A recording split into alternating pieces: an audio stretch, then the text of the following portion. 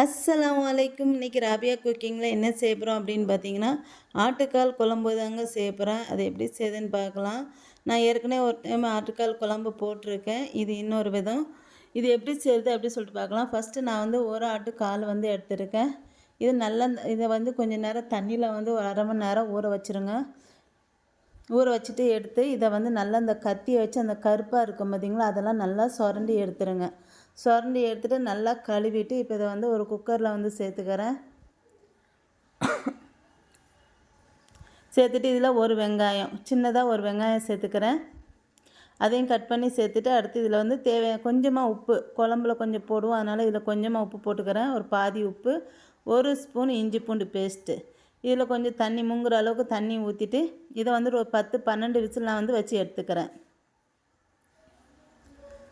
பாருங்கள், இப்போ நல்லா வெந்துருச்சு. இது வேக வச்சு எடுத்தாச்சு. இப்போ இந்த குழம்பு வந்து இதுக்கு கொஞ்சம் மசாலா அரைக்கணும், அதை வந்து அரைச்சிடலாம். நான் ஒரு ஜார் எடுத்துருக்கேன். இதில் சின்ன வெங்காயமாக ஒரு 3 வெங்காயம் கட் பண்ணி சேர்த்துக்கிறேன்.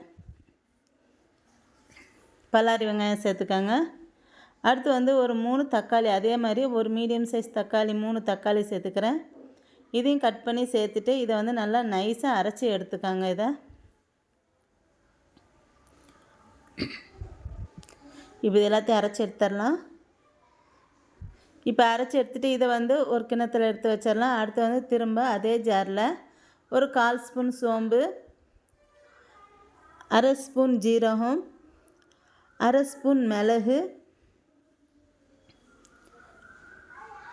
ஒரு அரை ஸ்பூன் மிளகு. அடுத்து வந்து தேங்காய், ஒரு சின்ன துண்டு தேங்காய், இந்த மாதிரி கொஞ்சமாக எடுத்துக்கோங்க. தேங்காய் வந்து ரொம்ப சேர்க்க வேண்டாம். இப்போ இதையும் நான் வந்து கட் பண்ணி சேர்த்துக்கிறேன். அடுத்து வந்து இதில் ஒரு ஸ்பூன் கசகசா சேர்த்துக்கோங்க. அடுத்து வந்து ஒரு 5-6 முந்திரி பருப்பு சேர்த்துக்கோங்க. அடுத்து இதில் வந்து ஒரு ஸ்பூன் மல்லித்தூள் சேர்த்துக்கிறேன். சேர்த்துட்டு இதையும் நல்லா நைஸாக அரைச்சி எடுத்து வச்சுக்கணும்.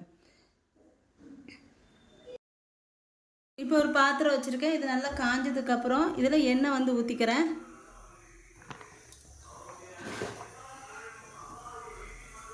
இப்போ எண்ணெய் நல்லா காஞ்சதுக்கப்புறம் இதில் ஒரு 2 ஸ்பூன் இஞ்சி பூண்டு பேஸ்ட் வந்து சேர்த்துக்கிறேன். இந்த இஞ்சி பூண்டு பேஸ்ட் வந்து நல்லா பச்சை வாசனை போக நல்லா வதங்கணும்.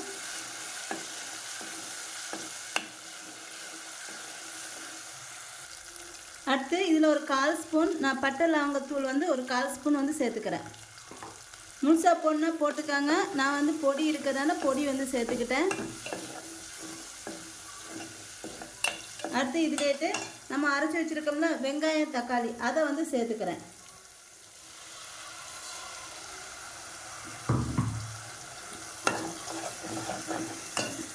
இப்போ பாருங்கள், இந்த வெங்காயம் தக்காளி எல்லாம் நல்லா பச்சை வாசனை போக நல்லா வதங்கிடுச்சு. இந்த மாதிரி எண்ணெய் பிரிஞ்சு வரணும், அந்த மாதிரி நல்லா வதக்கிக்கணும் இதை வந்து.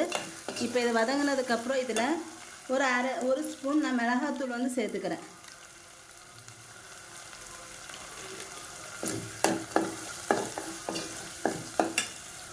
அடுத்து ஒரு 1/4 ஸ்பூன் மஞ்சள்தூள் சேர்த்துக்கிறேன்.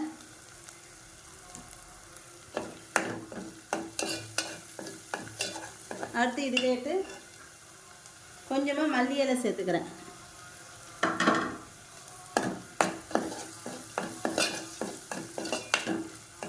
இது சேர்த்து நல்லா வதக்கிட்டு இப்போ இதில் வேக வச்ச காலை வந்து சேர்த்துக்கலாம்.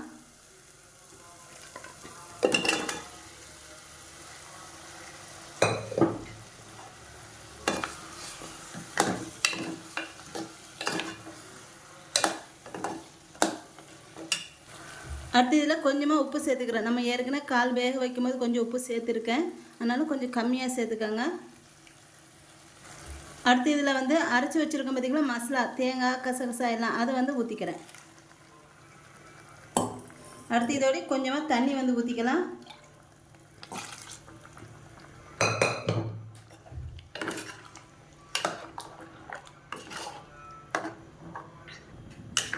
இப்போ இது எல்லாமே மசாலா எல்லாம் சேர்த்தாச்சு. இப்போ அந்த குழம்பு வந்து ஒரு 10 நிமிஷம் நல்லா கொதிக்க விட்டுருங்க.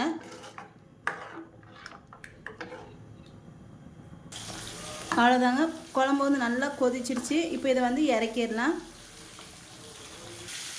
ஆட்டுக்கால் குழம்பு வந்து ரெடி ஆயிடுச்சுங்க. என்னோட இந்த வீடியோ உங்களுக்கு பிடிச்சிருந்தா லைக் அண்ட் கமெண்ட் ஷேர் பண்ணிக்கோங்க. என்னோட சேனலை மறக்காமல் சப்ஸ்கிரைப் பண்ணிக்கோங்க.